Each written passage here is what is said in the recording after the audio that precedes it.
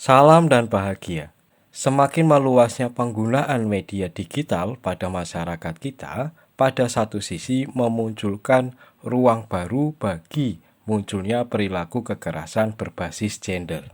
Pada video kali ini, kita akan belajar bersama mengenai kekerasan berbasis gender yang dilakukan secara online.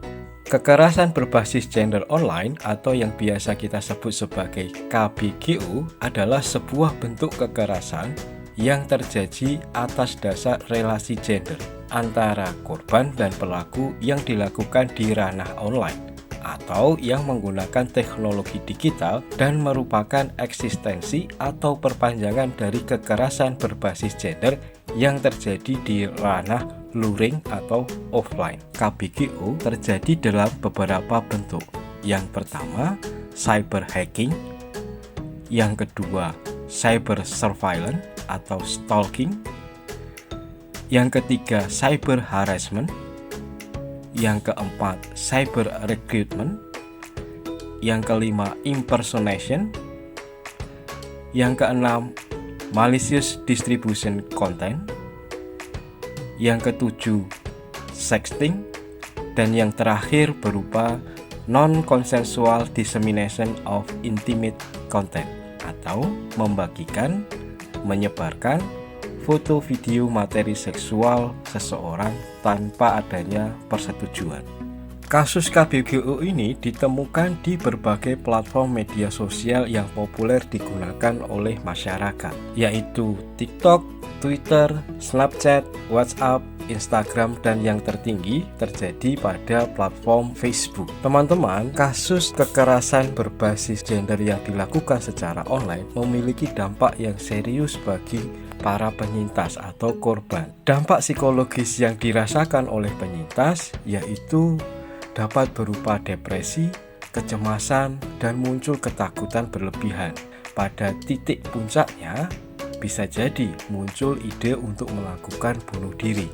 Selain itu juga dampak keterasingan sosial bagi para penyintas, karena biasanya para penyintas akan menarik diri dari kehidupan sosial, termasuk juga diantaranya dari lingkup keluarga serta teman-teman sebayanya.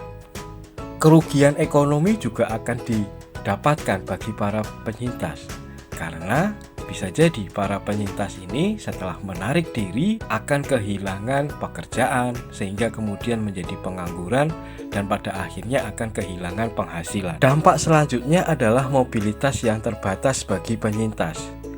Bagi penyintas, mereka kehilangan kemampuan untuk bergerak secara bebas, berpartisipasi di ruang publik secara online ataupun secara offline. Selain itu juga ada kecenderungan untuk melakukan sensor diri.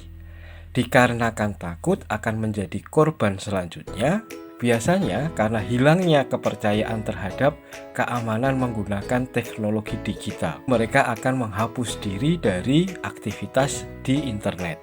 Konsekuensi utama dari kekerasan berbasis gender online adalah penciptaan masyarakat di mana perempuan tidak lagi merasa aman secara online ataupun offline.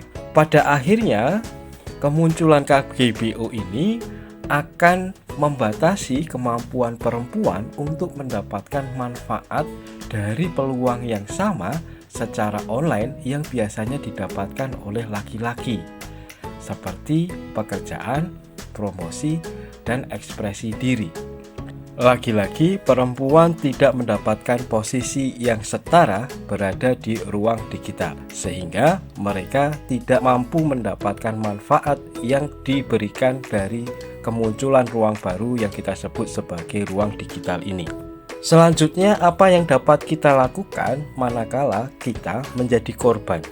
Yang pertama adalah dokumentasikan hal-hal yang terjadi pada diri. Bila memungkinkan, dokumentasikan semua hal secara detail. Dokumen yang dibuat dengan kronologis dapat membantu proses pelaporan dan pengusutan pada pihak berwenang, seperti platform online tempat terjadinya KBGO ataupun kepolisian. Selanjutnya, pantau situasi yang dihadapi. Meskipun tidak dianjurkan, tetapi pertimbangkan apakah mungkin untuk menghadapi pelaku sendiri, apakah mungkin untuk melakukan dokumentasi secara sendiri. Yang paling penting adalah memantau dan menilai situasi yang sedang dihadapi, lalu putuskan yang paling baik dan paling aman. Selanjutnya, menghubungi bantuan. Cari tahu individu, lembaga, organisasi, atau institusi terpercaya yang dapat memberikan bantuan terdekat dari lokasi tinggal. Sebagai contoh misalnya, bantuan pendampingan hukum melalui Lembaga Bantuan Hukum atau LBH, pendampingan psikologis seperti layanan konseling, dan bantuan terkait dengan keamanan digital. Langkah selanjutnya adalah laporkan dan blokir pelaku. Di ranah online, korban memiliki opsi untuk melaporkan dan memblokir pelaku atau akun-akun yang dianggap mencurigakan, membuat tidak nyaman, atau mengintimidasi diri.